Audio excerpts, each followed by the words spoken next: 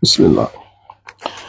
I just concluded a couple of days ago Musta'ina program that talked about um, ideological gender narratives um, in the context of the rise of feminism, red pill movement in our community. Two clips out of the entire lecture went viral, right?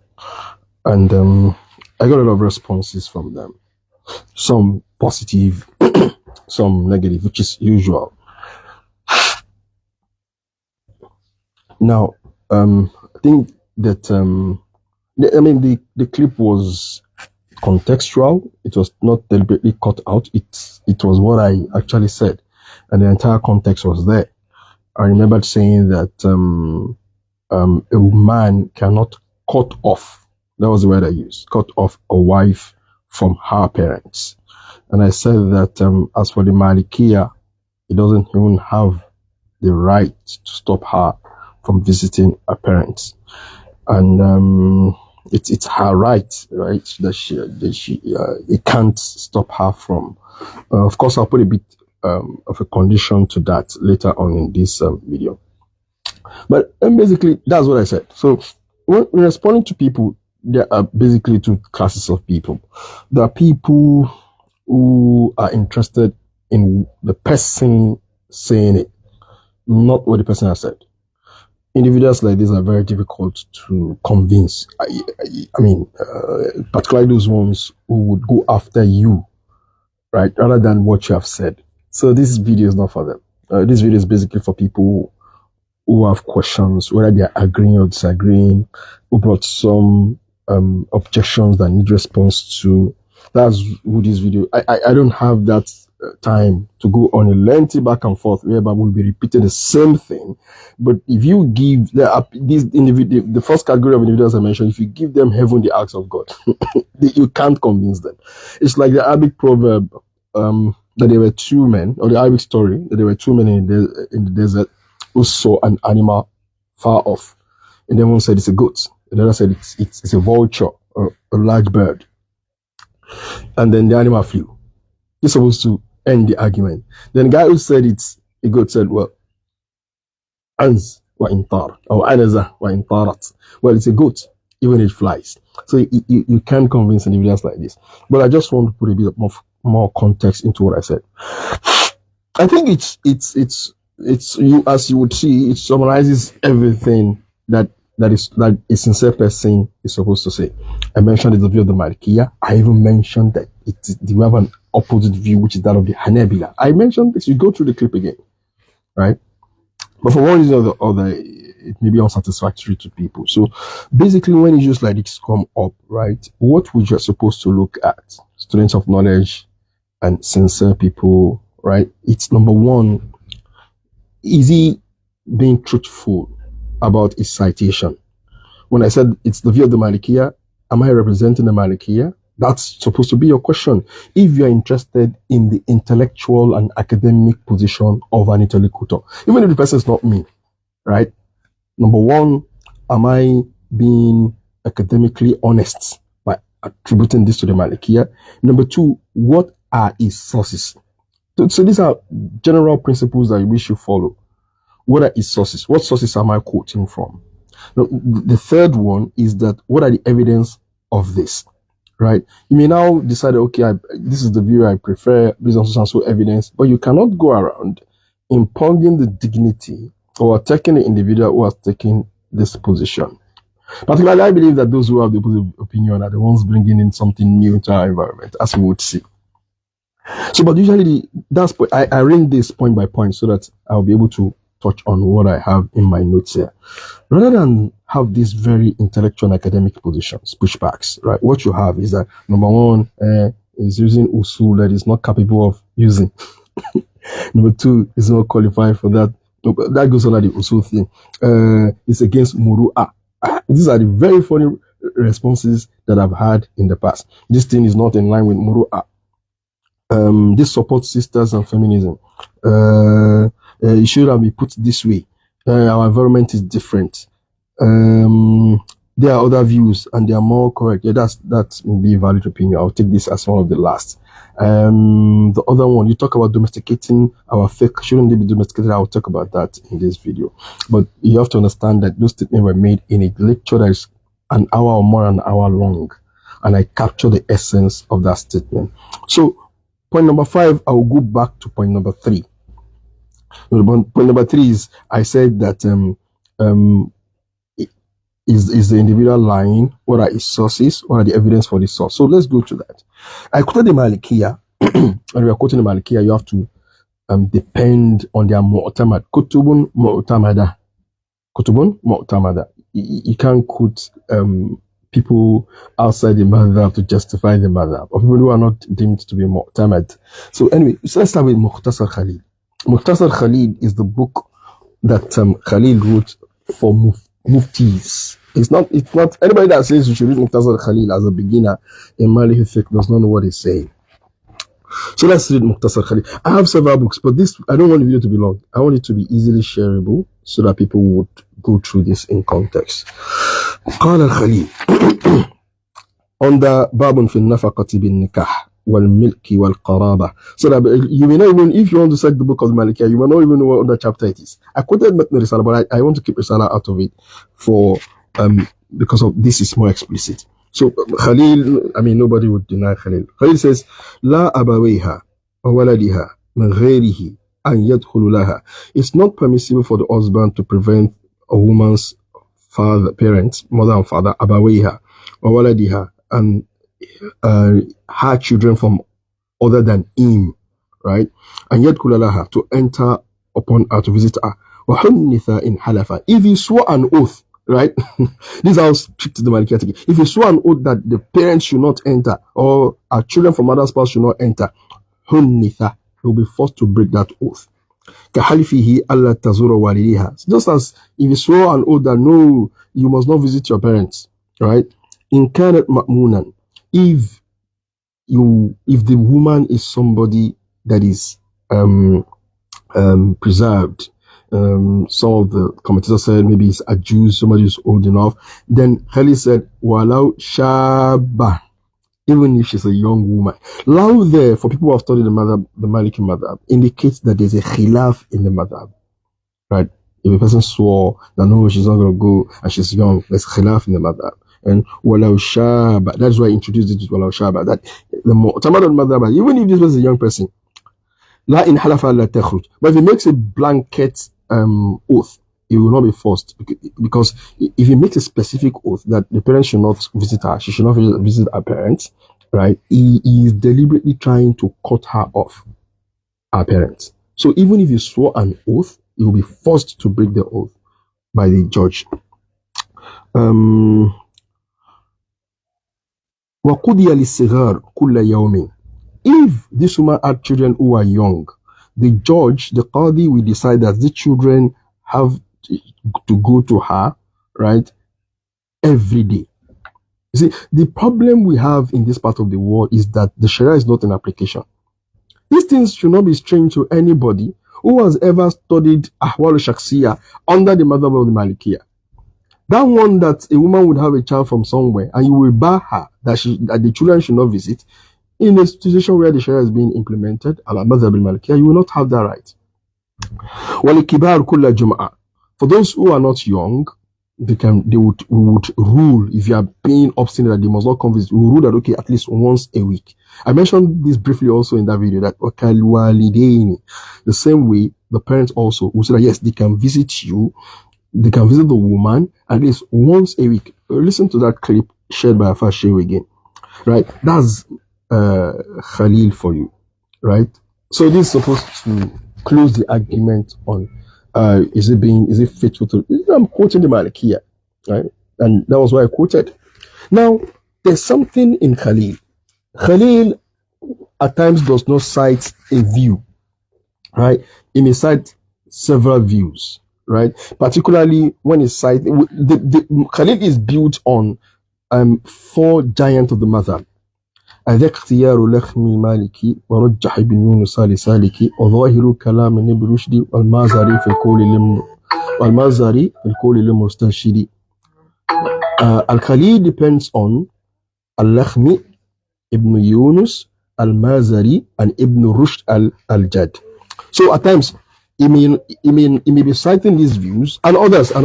We are not discussing Khalil yet. I'm just giving you the context. So you guys say, hey, you don't quote this one. I'm quoting everything as faithfully as possible and giving the times I had. So I said that because Ad-Dirdi, who is a student of Khalil, now wrote a book which is based on only one view that is mu'tamad, right? One view that is mu'tamad. Anybody who has studied Malik will not need this, but we are dealing with people that we have to pass this across very gently and very quietly. So the deal stops at only one view. What does the deal say? Now, listen to in his Akrab Masalik. Okay, I did not cite any publication of Khalil. This is the old one I have. I have about 4 to 5 copies of Khalil. So this is the old one. This is the book. I'm not citing from one book that is under the table. Now this Akrab Masalik that I have, right? Apart from the Shar'u of the Shar'u that Dirdi himself made, which is a Shar'u Saghir. The time is on our side. We would have started that also. Qala al-Dirdi. وليس له المنع أبويها وولدها من غيره أن يدخل لها. It is not the right of the husband. It is not permissible for him to prevent our parents or our siblings or our children from another husband to visit her. ولا وحنث إن حلف. If he swore an oath, he will be forced to break it. كحلفه ألا تزور والدها. The same way, if he swore that she cannot visit her parents, he will be forced to break the oath. إن كانت مأمونة, just like Khalil said, if she's ma'muna, walau shaba, even if she's young, you can't make an oath and say she cannot go, right? That is, it is being stated that you're not just saying don't go alone. You swore an oath that you need to do the kafara. You will do that kafara. If I cannot call the Malikiya, if the Qadi is Maliki, right? وقضي للصغار كل يوم والكبار كل جمعة كالوالدين مع أمينة إن اتهموها. The same thing for young children, they have to visit their mom once a day. Of course, this shows that there's a bit of proximity; they are not traveling.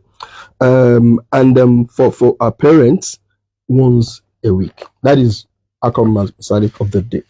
So you can't say I'm not faithful to citing the Malikiya. So you should have another problem with me, right? So if it's personal, I will not know, okay, it's a personal thing. But I've quoted the Malikiya faithfully. And then somebody say, well, that is the view of the Malikiya. What about Malik himself? So I'm going to quote Malik himself, right? So you see why this is important as I go down my points. ففي الأتبية أن إمام مالك سئل عن امرأة يغيب عنها زوجها فيمرض أخوها أو أمها أو أختها فتريد أن تأتيهم تعودهم ولم يأذن لها زوجها حين خرج. قال مالك. A question was put to Imam Malik. This is mentioned by Al-Utbi in his Utbiyah, that a woman whose husband was absent and he did not give her permission to go out. So her brother became sick, or her mother or her sister, and she wants to visit them. And the husband didn't give her the permission. قال Imam Malik لا بأس أن تأتيهم. Imam Malik says there's no problem, she goes to them. وإن لم يأذن لها حين خرج. Even if he does not give her the permission to go out when he left, right? So the mother was represented Imam Malik. So and then you realize that someone said, oh, the way you put it, okay, let's go to Ibn Rushd said. Ibn Rushd, when we say Ibn Rushd, we don't mean Al-Hafid. We mean Ibn Rushd Al-Jad. That is a illustrious Maliki scholar. قال وهذا كما قال. He said, it's exactly as he has said. لأنه كان حاضرا. Let's listen to this very carefully. لأنه لو كان حاضرا, even if the husband was present, فأراد أن يمنعها, and he wants to prevent her من ذلك, from that, لم يكن له ذلك, he has no right like that. فليس على المرأة واجبا أن تستأذن زوجها إلا فيما له أن يمنعها منه.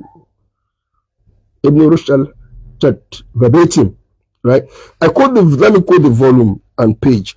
The book Al-Bayan wa Tahsil, volume 4, page 317.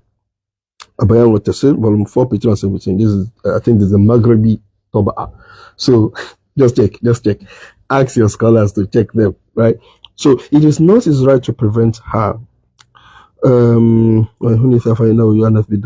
we went on to discuss ويقبل الصغار من أولادها بالدخول عليها كل يوم مرة, the weak thing that I talked about. Now, he said ويقضى, if it gets to court, it will be decided that the parents have the right to visit her every Jum'ah مرة. نعم وإن تأين من جهة الزوج فذلك أن يتهمها بإفساد. If I talk about that now he goes on to argue that the reason for this, Al-Habib ibn Tahir, that's one of the foremost contemporary Maliki scholars, says that والدليل عدم جواز المنع للمذكورين ما جاء من النهي عن قطع الرحم. The reason why the Malikiya hold that view are because of the evidences that prohibit the severing of kinship rights, right? That is the istidlal of the, that is the dalil and istidlal of the Sharia, that you do not cut the kinship rights held on was under the throne of Allah subhanahu wa ta'ala. And we say, Allahumma, oh Allah, whosoever connects me, connect him. Whosoever severes me, severe him. I'll come back to some of these evidences later. But the evidences of the Malikiya is what I've just cited now. There are more, but I don't want this video to be a long one. Now, you see that this would take care of a lot of the objections being cited. When you say that he's misapplying usul, or he doesn't have the capability to apply usul, okay, does that apply to Imam Malik also? Imam Malik, who held this view, is he also misapplying usul? Is Ibn Rushd al-Jad misapplying usul? Is the school in itself, Khalil al-Jundi, is he misapplying usul? Ad-Dirdir, is he misapplying usul? The kibarul ulama min al-usuliyin wal fuqaha, right? So are they all misapplying usul? So that falls flat, right? If you have problems with the video, separate the problem from the mas'alatun ilmiyya. It is against muru'ah. Let's repeat it. When Malik was giving this fatwa, was it against muru'ah? Right? Ibn Rushd, was it against muru'ah? Or the Imams of the Madhab from the time Imam Malik died, which was 179 AH, up to the present moment, where their fatwas against muru'ah? Right? Say it. Let us know. When you say that, we will let you know that Imam Malik is a Salaf. And if you abuse the Salaf, then you are a Mubtadi'. Right? These are some of your arguments. Right? So, another one is that, but this may not be in line with our environment. The question is, what makes our environment so unique that the fatwa of Imam Malik will not apply? Right? Look at the geographic expanse. The mother of the Malikiya started in what? In Medina. And it ended up in the Maghrib. That is Morocco, the Arab Maghrib, Morocco, Tunisia, Algeria. Look at the different cultures, the different individuals involved, the different types of women, and this fatwa was maintained. What makes Southwest Nigerian women different that we cannot cite the view of Imam Malik? Now, it's even more problematic for guys like this because this is the law of the land, right? The Nigerian Sharia law is based on the Maliki madhab, right? If we were to have a debate, like let's say a spouse had, let's say a particular couple had issues, and then the issue went up the Sharia court and it got up to the Supreme Court. The Supreme Court, I mean, they have read law reports on this. If you want to debate this, it's a separate thing. Like this Nigerian Supreme Court will rule based on the Maliki madhab, right? So now, apart from the Supreme Court, may Allah bless Sheikh Aminu Dugarawa. I've not met the brother, right? But he's the head of Hizbah in Kano.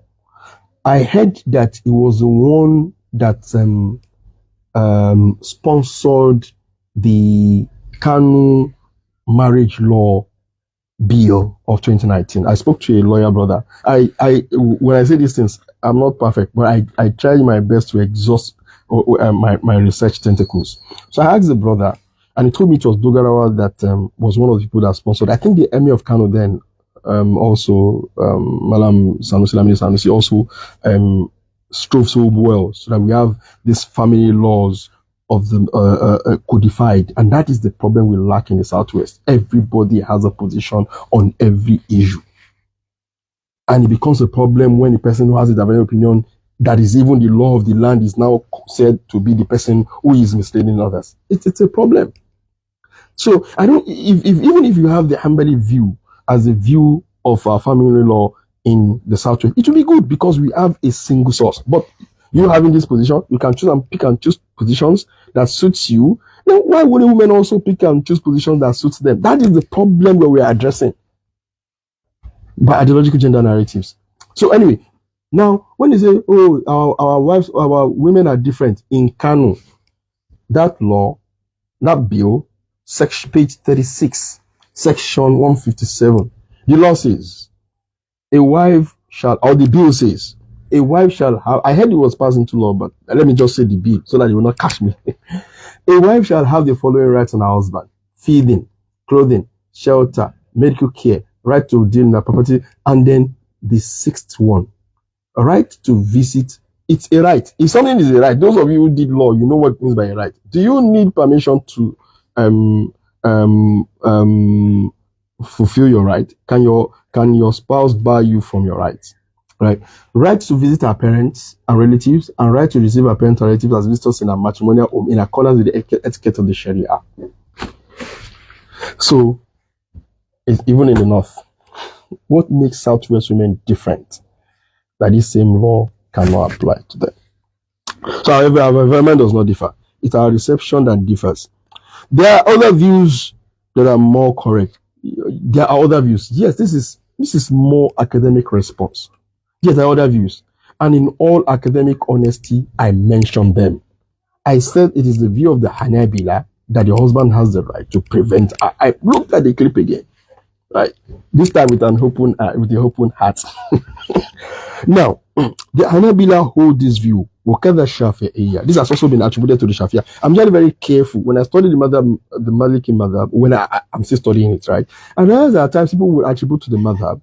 We're not talking about being correct or not being correct here, right? We're talking about, okay, what do this school say is their official view, right? But in Kashaf al-Qina', which is a dependable Hanbali text, Imam Ahmad, he quoted Imam Ahmad that قال أحمد في امرأة لها زوج وأم مريضة. So a woman who had a husband and the wife and the mother was sick. قال أحمد طاعة زوجها أوجب عليها من أمها إلا أن يأذن لها. For Imam Ahmad, to obey her husband is paramount, even if the mother is sick. Right. In Asna al-Matalib of Sheikh Islam Zakaria Al-Ansari, Al-Shafi'i, that's when it's Shafi'i, Sheikh Islam, this is the person they mean. He said, وخروجها من منزلها لأنه له عليها حق الحبس في مقابلة وجوب النفقة. It's a bit lengthy, but he's also moving towards that view that no, she needs the permission because the husband has the right to keep her indoors in as much as he is giving the nafaqah. And I said the Ahnaf. So we have the Hanabila and the Shafi'iyya on this view, the Ahnaf supporting us. In Durr al-Mukhtar, Ibn Abidin says, وَلَا السَّفَرُ وَالْخُرُوجُ مِنْ بَيْتِ زَوْجِهَا لِلْحَاجَةِ وَلَا زِيَارَةُ أَهْلِهَا بِلَا إِذْنِهِ مَا لَمْ تَقْبِضْهُ أي المؤجل.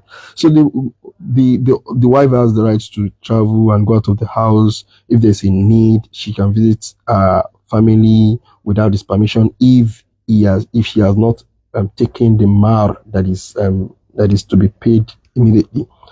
فلا تخرج إلى لحق لها. She should not go out except for a right of hers. أو عليها, or something that is against her. أو زيارة أبويها كل جمعة, every week, every Friday. مرة أو المحارم, or I extended محارم كل سنة. Same thing that the Maliki have said, right?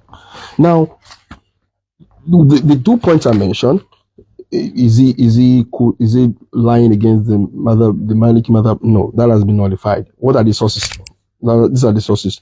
What are the evidence for the sources? All the ahadith that talks about the rights of parents on children. So this is why books of fiqh al-Muqarna are also very important, right? What you find happening here is the Malikiya looking at the right of the video pause for a while. The Malikiya looked at the right of the parent on the child, while for the Hanabila they looked at the right of the husband on the wife. That is where the issue. So which right would you give preponderance to, right? So for me, the Malikis are more correct in the sense that the rights of the parent are so heavy. Yeah, you find the hadith I mentioned earlier. Oh Allah, severe whosoever wants to sever me. Whoever severs me, severs him. The hadith in Al Mufrad Imam Bukhari, some said it's weak, some authenticated it. I think Shaybani said it's Hassan, right? That Mr. Allah said, وَإِنْ أَمَرَاكَ أَنْ تَخْرُجَ لَهُمَا مِنْ دُنْيَاكَ فَخْرُجْ لَهُمَا. A man came to Mr. Allah and said, advise me, give me wasiyah. So that if your parents tell you to leave anything that has to do with your dunya, فَخْرُجْ لَهُمَا, leave that. Ma ahakun nas bi sahabati, who has more rights to my companionship. A man asked the Prophet ummuk, thumma abuk. All these, the Malikiya look at it and feel that no, all these override the right of the husband. Does the husband have right? Yes, of course. No, the wife should obey a husband, but there's a limit, right? It cannot command her to do that which is haram. Now, what the strongest position that strengthens the Maliki position is that innama ta'atu fil ma'ruf. I'm not saying that I'm not quoting the hadith that innama ta'atu la ta'ata li makhluq fi ma'siyat al-khaliq. That's a given, right? Obedience in itself is governed by the ma'ruf. Innama ta'atu fil ma'ruf. This is a statement of the Prophet. You now go to the dictionaries. I did, but the time I won't be citing the dictionaries. I won't be quoting them as where I quoted the Malikiya. Check your Misbah al-Munir, which is a dictionary on fiqh. Check your Nihaya, which is a dictionary on hadith. Check your Lisan al-Arab, which is a dictionary on plain lugha, and ask yourself, what do the scholars call ma'ruf? This thing has even led to a situation whereby I was asked this question. I read it online. Then this question was asked at that symposium, that the woman's mother came on a rainy day or a rainy night, right, and she sought shelter in her daughter's house, and the husband said she must not open the door for her. And then I was asked, who should she listen to? Right? I don't know. I would even like to present this question to students of the Hanabi, of the Hanbali madhab, and students of the Shafi madhab, to ask them, in this scenario, would you say that the wife shouldn't open the door for her mother in the rain, seeking shelter, not even mere visitation? Right? These are the problems we encounter in society. As I said, it's not a strange view, right? It's even the law of the land. If you have not heard of it or you have problems with it, that is your own issue, right? Now, on domesticating the fiqh, right? And I need to say this. Imam Kaysani raised this. Now, you talk about domesticating the fiqh, right? So, in domesticating our fiqh, it doesn't mean that we change the underlying rule. I give the asl. If a woman was going to her parents and the parents are a source of corruption, Fuqaha will step in. They will not allow, or she's going, that's why they said, okay, once a week at least. You cannot be going all the time to your parents. I mean, what's that for? You're married, this is when you are married, right? So if you ask that question, we will give a different response. Like somebody asks you, is pork haram? What are you going to say? It's haram. But if the person asks to eat, I have no other food and I'm in a journey and I will die if I don't eat pork. What would happen? The rule will change to compensate. The Sharia does not change. The fatwa will change to compensate for that new scenario. But the aslu, you have to explain, right? And lastly, on domestication, my dear sister, I am only explaining the ideal, the position of this fiqh school, and it agrees with the law of the land, or at least some part of the law of the land. If you are living in the southwest, right? You know, in the southwest, the Sharia panel are advisory; they can't implement rules. If you are living in the southwest, if you are living in Ariwa, particularly in Kano, if you're living particularly in Kano, this is the Kano bill I just cited, right? So you don't have much problem. But if you are living in the southwest where we can't enforce the Sharia, and your husband holds the view that you cannot go there, you can't go to your parents, right? And he's hard-hearted, he may divorce you if you go there. I beg you, right? Just manage with the person you married, right? Because you will not say that you followed what Al Asfaar said and your marriage collapsed. It's not Al Asfaar that said it. I have cited not only the Malikiya, I have cited the Ahnaf, I have cited a law in Kanu, right? I have cited that this is what most likely the Supreme Court would uphold. So, but it's on you to protect your family if you still cherish it. So this is just the other one on the phone thing. I would, because I want to insert videos of these things are very strange when people go against it. You have several scholars online saying the issue of this phone. So if I have the opportunity, I will insert these videos in it so that when somebody is saying Al Asfaar said this, you play and say, look, this is what this shaker said. This is what the shaker said. May Allah SWT give us the formal understanding of the deen. إنه ولي ذلك القدر عليه. السلام عليكم ورحمة الله وبركاته.